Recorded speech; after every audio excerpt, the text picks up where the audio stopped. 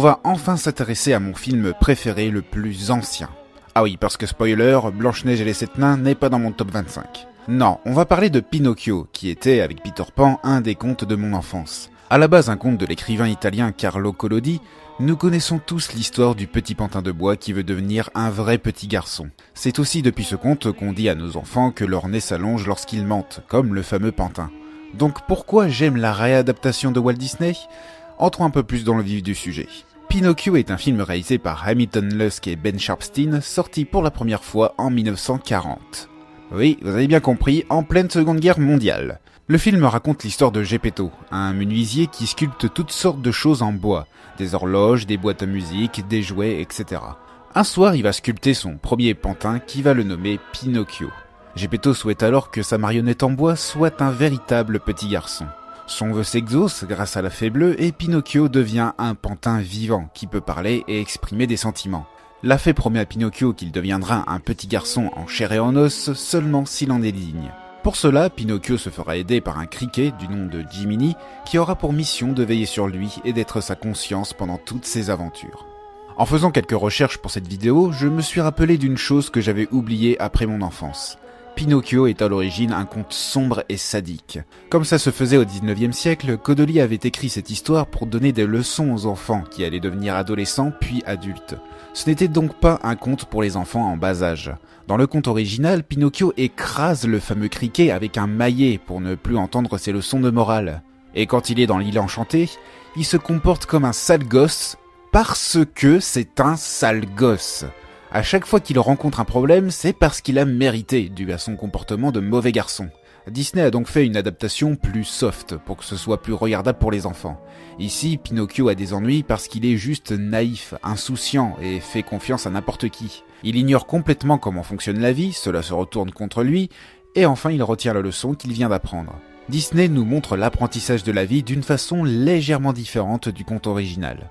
Par contre, ce que Disney a gardé de l'histoire de Codoli, c'est son ambiance sombre et glauque. Pinocchio était un des tout premiers longs métrages des studios Disney, et à l'époque les réalisateurs n'avaient pas peur de traumatiser les enfants. Dans Blanche-Neige, on avait droit aux arbres effrayants, ou à la transformation de la reine en sorcière, qui était une scène qui me faisait vraiment flipper étant gosse. Dans Fantasia, il n'y avait qu'un seul moment qui pourrait faire peur à un gosse, c'est la séquence de la nuit sur le mont Chauve, avec ce diable qui réveille les démons et les morts. Mais dans Pinocchio, il y en a tellement des scènes traumatisantes.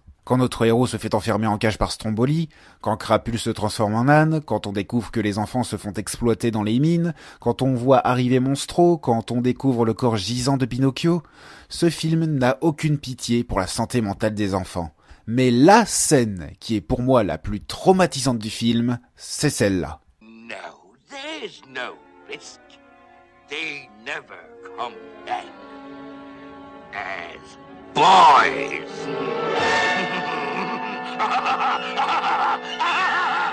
Ça ne dure qu'un court instant, mais mon Dieu, qu'est-ce que ce visage est effrayant. Mais bon, arrêtons avec mes traumatismes avec Disney. Qu'est-ce qu'on a d'autre d'intéressant dans Pinocchio ? Eh bien déjà, il y a de bons personnages principaux. Pas la peine de revenir sur notre pantin, vous avez compris qu'il est l'incarnation de l'enfant innocent qui découvre le monde qui l'entoure. Geppetto est très agréable à suivre, il est le petit vieux sympathique, passionné par son métier de menuisier. Il est heureux et paisible sans que ce soit exagéré, il parle à ses animaux de compagnie, il est créatif, c'est un monsieur tout le monde. Il a l'air d'être un personnage banal, et pourtant il est attachant, car il est le père de Pinocchio. Lorsque celui-ci est porté disparu, il part à sa recherche la nuit et sous la pluie. Il s'en va même en mer en solitaire pour le retrouver. Même si je ne comprends pas comment il s'est mis en tête que son fils est peut-être quelque part dans l'océan, c'est vaste l'Italie. Moins vaste que d'autres pays certes, mais vaste quand même. Mais bref, Geppetto est quant à lui l'incarnation du père dévoué. Et puis il y a Jiminy Cricket.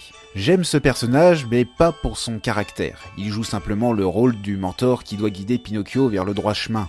C'est un classique, même si à l'époque il n'y avait pas encore Obi-Wan Kenobi, Yoda, Mary Poppins, Mikey Godneil, Gandalf ou Dumbledore, des mentors célèbres du cinéma.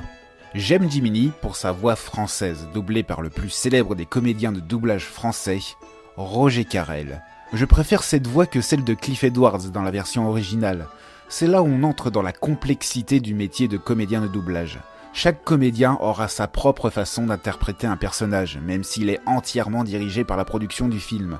Cliff Edwards fait un Jiminy Cricket très moraliste. Il n'est pas méchant, non, mais disons qu'il est plus terre-à-terre. Roger Carrel, lui, fait un Jiminy Cricket plus confident. On sent dans sa voix qu'il donne des leçons, non pas pour le plaisir de donner des leçons, mais parce qu'il veut le faire pour le bien de Pinocchio. Il est très dévoué à son rôle de conscience. Et puis il y a certaines de ses répliques qui m'a fait sourire. Roger Carrel a vraiment du talent pour donner vie à des personnages de dessins animés. Et je voudrais mettre un dernier point sur la musique. Elle est juste magnifique. La bande originale de Pinocchio est une de mes préférées de Disney. Elle est composée par 2 personnes, Leigh Harlin et Paul J. Smith. D'ailleurs, ce n'est pas pour rien que l'introduction du calendrier de Pliskin est accompagnée par la musique d'intro de Pinocchio. Cette musique est puissante, mélodieuse et elle entre facilement dans la tête. Et bien sûr, tout le monde a en tête la chanson Quand on prie la bonne étoile, qui est devenue un petit peu l'hymne des studios Disney qui résonne dans nos têtes à chaque fois qu'on voit leur logo au tout début de chaque film. Voilà ce que je peux en dire sur Pinocchio.